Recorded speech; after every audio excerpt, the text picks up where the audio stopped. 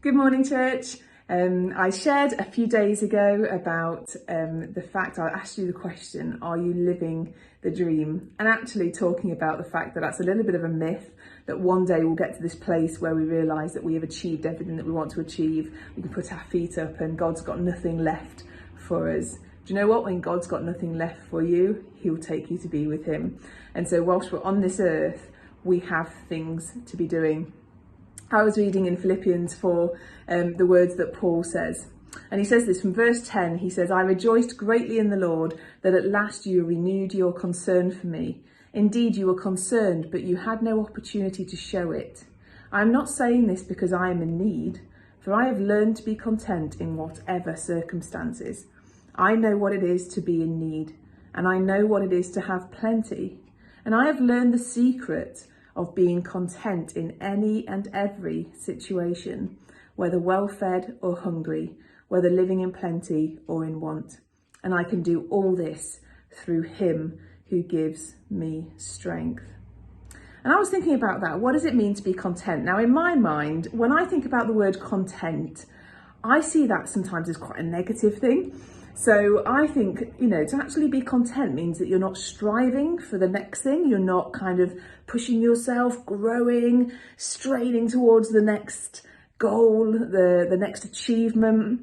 To be content, does that mean you just sit on a plateau and you just kind of think, well, that's how life goes, that kind of thing? That's not the contentment that Paul's talking about here.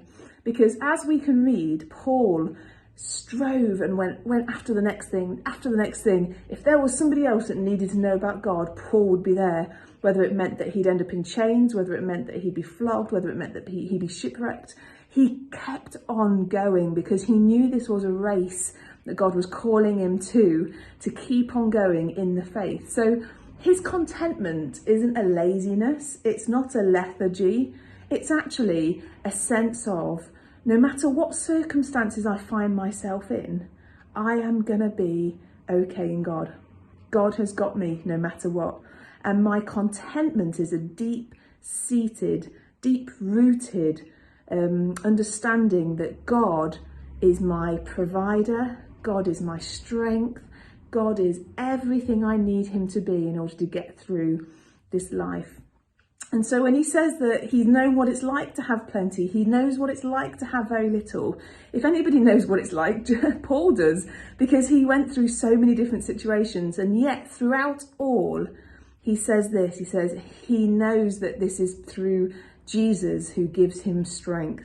It's Jesus who is the solid rock that Paul is standing on. Jesus is the very thing that gives him the contentment, the deep-seated joy, the deep-seated strength to do everything that he accomplished for God. So my question to you today is, where does your contentment lie? We had a really challenging message from Lisa on Sunday about the fact that actually sometimes our confidence can be in other stuff. And that other stuff isn't necessarily bad, but it is bad when it comes above who God is. So my confidence sometimes can be in my ability, in my capacity, in my work ethic. And actually my confidence first and foremost needs to be in who God is, because at any point those things can go. At any point, if you say my confidence is in my career and in the money I make, at any point that could go. And what are you left with? And so our solid rock needs to be who God is, and that, friends, is where our contentment comes from. That's the very thing that keeps us completely steady, so that when the waves come, the storm comes, the situations come, the things that we relied on maybe in the past, they're gone. There's relationships that once were so great, they've gone, and all this stuff kind of batters us. We know that our contentment, our safety, lies in who God is, and we are on a solid foundation. So my prayer for you today is that you will understand that that's where your contentment needs to come from. Needs to be the source of your strength. That needs to be the source of your joy. Of course, we've got loads of other things that give us joy in life, but if God is not the source, if he's not the main one that gives you that thing, then you're on a little bit of shaky ground. So place God at the center of your life, and then you'll be able to say, do you know what? It doesn't matter what life throws at me. I'm going to be okay. I'm going to be content. I'm going to be joyful because it comes from a deeper place and my deeper relationship with God. So I pray that blesses you like it blessed me. God bless you all.